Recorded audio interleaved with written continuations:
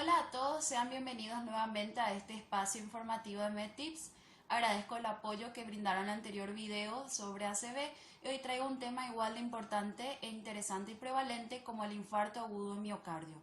Lo importante que tenemos que manejar, conceptos, síntomas, factores de riesgo y también quiero abordar la fisiopatología de la enfermedad para los estudiantes en general de salud y afines, ¿verdad? Entonces, ¿qué es el infarto agudo de miocardio? El infarto agudo de miocardio se produce cuando las arterias coronarias se encuentran obstruidas. Estas son las arterias que irrigan al miocardio, o sea, el músculo en sí que constituye al corazón, y ya sea un fenómeno prolongado o en el tiempo, lo que se produce es una isquemia.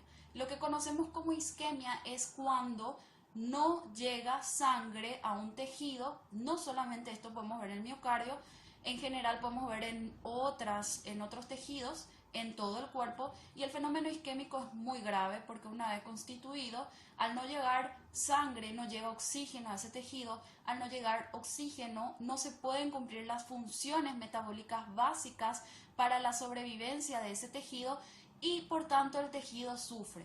El fenómeno en sí es muy importante y muy correlacionado con el tiempo, ya que a mayor tiempo, mayores comorbilidades y riesgos y como tal puede llevar a la necrosis. Cuando hablamos de necrosis es un fenómeno irreversible en donde el tejido sufre una alteración de forma permanente, la muerte como tal y pérdida de la funcionalidad.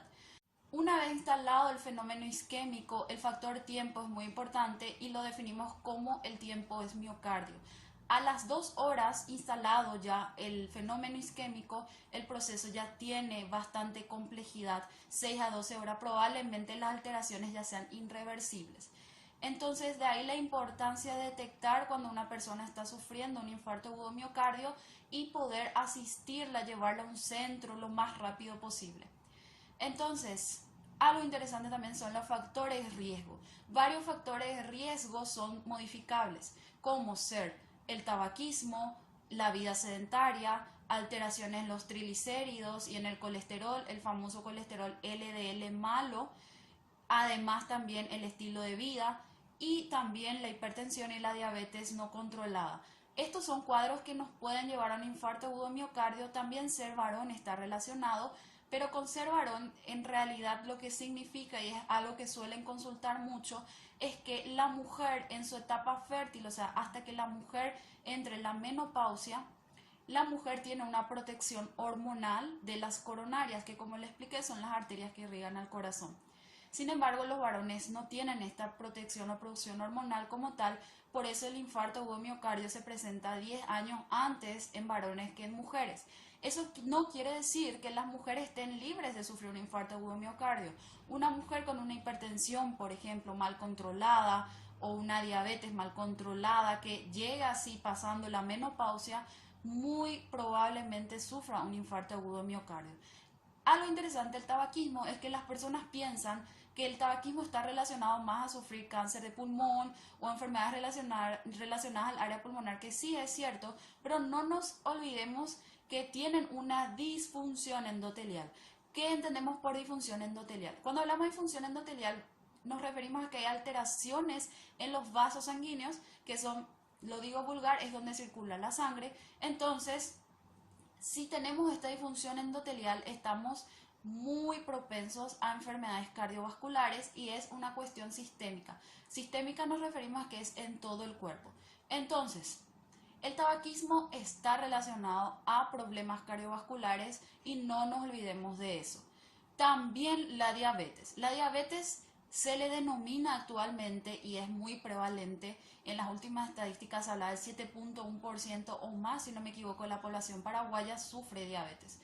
Entonces, con diabetes, lo interesante es que varios pacientes diabéticos refirieron su infarto como silente. Cuando hablamos de silente nos referimos a que no presentó síntomas. Los pacientes cuando llegan a urgencia y tienen un infarto o miocardio dicen que tienen una sensación opresiva y dolorosa en el pecho y hablan de sensación de muerte inminente. Me voy a morir. La gente puede reconocer fácilmente que está teniendo un infarto cuando es consciente de ello y los síntomas asociados. Sin embargo, los diabéticos generalmente no tienen ningún síntoma. Algunos de ellos refieren como disnea, que es la falta o la dificultad respiratoria, y generalmente ningún otro síntoma o alguna sensación molestosa opresiva o dificultad para realizar ejercicios o para caminar, pero en realidad muchos síntomas algunos diabéticos no lo tienen. Entonces de ahí que muchas veces a la diabetes asociado con otros problemas como la retinopatía, o sea, problemas en la vista, la nefropatía, problemas en el riñón, inclusive tiene una neuropatía generalizada que es el origen por el cual ellos no sienten muchas veces su infarto. Todas las complicaciones que tiene la diabetes le denomina actualmente como la muerte silenciosa, porque generalmente cuando ya se presentan sus complicaciones, el paciente ya está en un grado muy avanzado y antes no sintió nada, absolutamente nada. Entonces, ojo con un paciente diabético que llega con cierto cansancio y dice me cuesta respirar, no olvidemos que puede ser un infarto o miocardio. La sintomatología. Y para la sintomatología yo preparé unos cuadritos que nos orienten. Puede que no se identifique muy bien el texto, pero es muy importante las imágenes. El paciente o la persona que está teniendo un infarto agudo de miocardio, lo más prevalente es que refiera como una sensación opresiva, dolorosa y que dificulta la respiración en el pecho. Y en realidad muchos te refieren en el corazón directamente, me duele el corazón como tal. O refieren, todo sería, esta es la zona precordial o mal y rápido le decimos la zona de la corbata, ¿verdad? Otro síntoma que refieren los pacientes es una sensación de malestar general, sudoración, inclusive náuseas y vómitos.